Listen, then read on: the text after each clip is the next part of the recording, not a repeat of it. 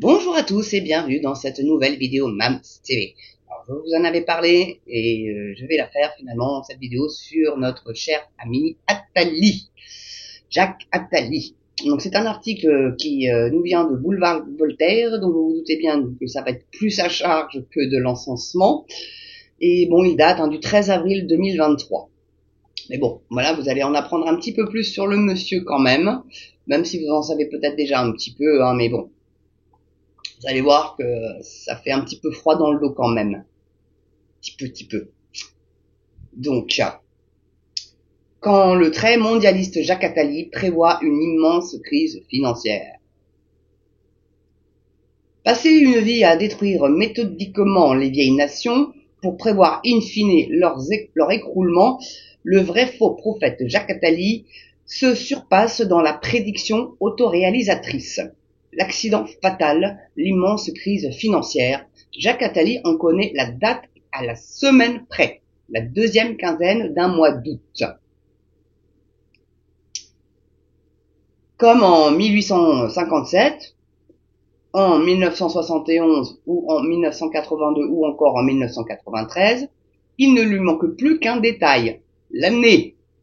C'est pas une paille l'année quand même, hein. Peut-être août 2023, dit-il. Mais diable, c'est bientôt. C'est demain. Ah non, c'était hier pour nous, du coup. Mais bon, la crise financière, elle est bien avant 2023, hein. On l'aura tous compris depuis que Macron est aux manettes, en fait. Donc, dans un billet paru sur son blog, l'ancien conseiller de Mitterrand, donc ce président qui plongea en 1983 le pays dans l'acide d'une Union européenne à vocation mondialiste, prévoit la ruine presque sûre du monde dont il fut le premier fervent ouvrier. Cet univers dominé par une finance devenue folle et qui a remisé les frontières parmi des objets de musée. Ah ouais, hein, il a tout fait pour qu'on en soit là et maintenant ils disent « Ah zut !» Mais même pas il se remet en question, même pas sûr, j'ai peut-être fait une petite connerie, non. Cette évolution fatale, l'effondrement du cadre national, l'Europe, l'immigration, une merveilleuse chance de métissage selon Attali. L'abandon du franc, tout cela a été vendu aux Français avec un argument unique, la bonne santé de notre économie. Souvenez-vous, Schengen, merveilleux pour l'économie, nous a dit Attali et consorts. Le marché commun, bon pour l'économie.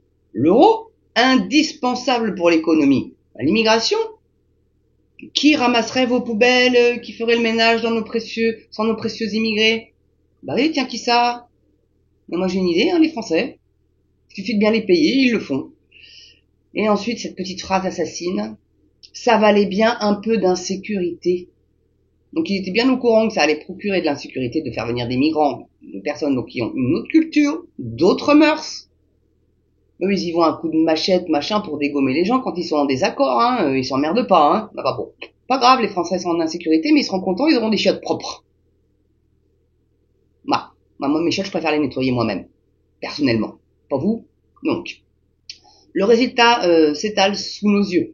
La société française, moralement ruinée, en révolte permanente, en voie d'appauvrissement rapide pour la classe moyenne, les campagnes où le monde ouvrier déchiré entre les communautés, en proie à une violence inédite, a vu disparaître sa puissance industrielle, agricole, commerciale. Le déficit commercial bat aujourd'hui des records. Oui, avec Macron aux manettes, on pouvait s'en douter. Dans un des pays les plus taxés et les plus endettés du monde. Mais non, moi j'irais même le plus taxé au monde. J'irais jusque là. Jacques Attali est mieux placé que personne pour constater les dégâts. Bah oui, c'est lui qui a fait tout le bordel. Donc il a conseillé tous les présidents en place. Lutter sans relâche contre la droite nationale, donc entendait les Le Pen, ou du moins l'extrême droite. Il détaille donc avec le style prophétique qui y a fait sa fortune ce que la plupart des économistes disent partout en France et dans le monde, la situation financière est explosive. La situation mondiale ne tient aujourd'hui que par la force du dollar, lui-même légitimé par la puissance économique, militaire et politique des États-Unis, qui reste le premier refuge des capitaux au monde, constate le docte mondialiste. Mais à qui la faute?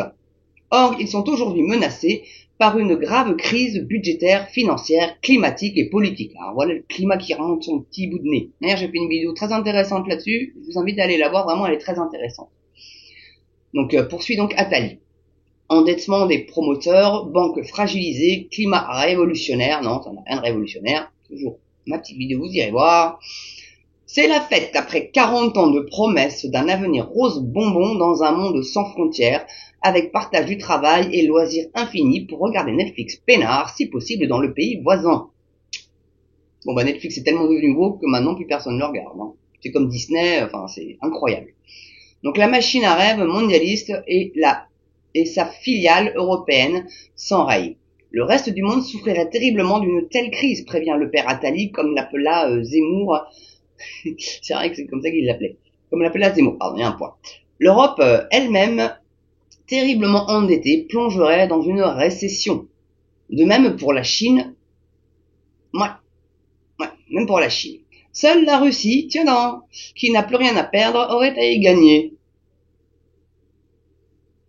Le rire du cosaque, pour reprendre le titre du feu Roger Olindre, résonne ainsi jusqu'à nous. Eh ben c'est qui? C'est pas notre Flemond brun préféré, là, qui a voulu foutre l'économie russe à genoux?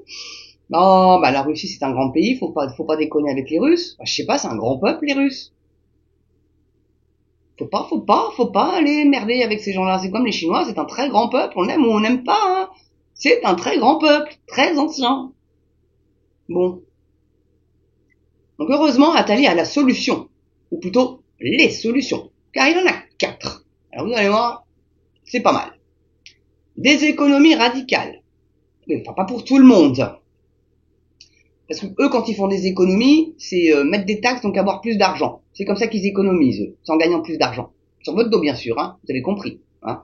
Là, quand on sait que les cours du gaz baissent, bah non, le gaz va quand même monter, pas l'électricité, tout pareil. Allez comprendre, Charles. Hein? Enfin, bon. Donc, une relance budgétaire, la guerre. Et là, on est en plein dedans, là. Hein. Et la surprise du chef, une réorientation radicale de l'économie mondiale vers un mode de développement nouveau, avec un tout autre rapport à la propriété et des biens de consommation et du logement, réduisant à la fois l'endettement et l'empreinte climatique. C'est Claude Schwab. Vous ne posséderez rien et vous serez heureux. C'est exactement ça, hein. Vous voyez? Le communisme, mieux que ça. Que ceux qui ont compris lèvent le doigt. On ne le fera, ce monde de rêve, vraisemblablement pas à la place de la catastrophe, encore parfaitement évitable, mais après qu'elle aura eu lieu, explique Attali. Donc on y va de gré ou de force. Vous n'avez pas le choix, les gens. Vous pouvez râler, ouvrir votre gueule, de toute façon c'est comme ça, on a décidé et ça sera pas autrement. Bah non, t'as pas à décider pour notre pomme, mon petit gars. Hein. On est des grands, hein, on sait gérer nos vies, on a peut-être même des meilleures solutions que vous finalement. Donc il n'a pas changé, hein, Attali, 79 ans aux prunes. La France est depuis longtemps trop petite pour contenir l'idée qu'il se fait de lui-même, de ses compétences, de son destin et de la puissance de ses idées délétères. On pourrait un peu retrouver Macron, hein. Au dos de son livre Demain qui gouvernera le monde, paru en 2011, il rêvait tout haut. Un jour, l'humanité comprendra qu'elle a tout à gagner à se rassembler autour d'un gouvernement démocratique du monde, dépassant les intérêts des nations les plus puissantes. Un tel gouvernement existera un jour, après un désastre ou à sa place. De là à souhaiter le dit désastre pour accéder à ses rêves, il n'y a qu'un pas. Rendez-vous compte un petit peu du projet qu'il a pour notre pomme.